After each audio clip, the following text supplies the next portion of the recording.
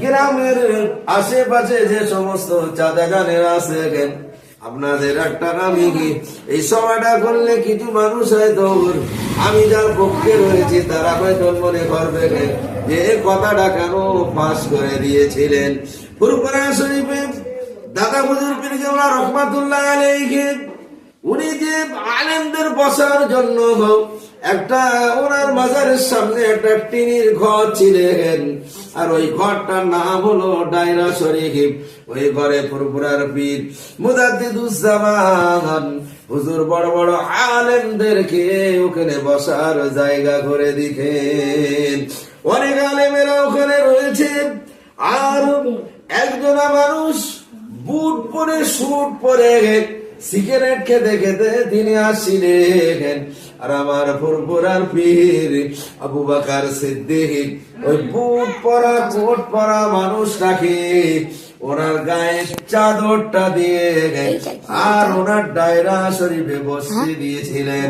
একবার জোরে বলুন সুবহানাল্লাহ। ওই মানুষটা এমন চলে গেল।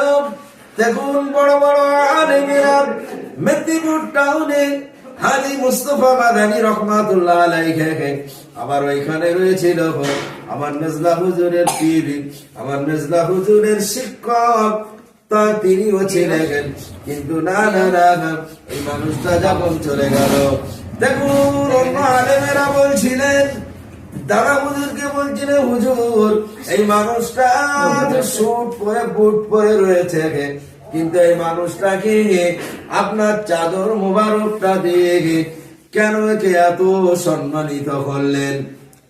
অত স্যুট বুট পরে রয়েছে দাদা হুজুর বিরিবেলা বললেন, ও আমার আলেমেরা শুনে রাখুন, এই যে বুট স্যুট পরে আসছিলেন ইনি হলেন বড় পীর সাহেবের বংশধর।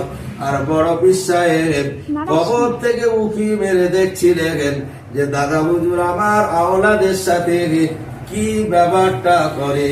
তাই আমি বড় পীর সাহেবের বংশধর হিসাবে আমার চাদরটা দিয়ে আমার চাদরের উপরে ওকে বসতে দিয়েছিলাম।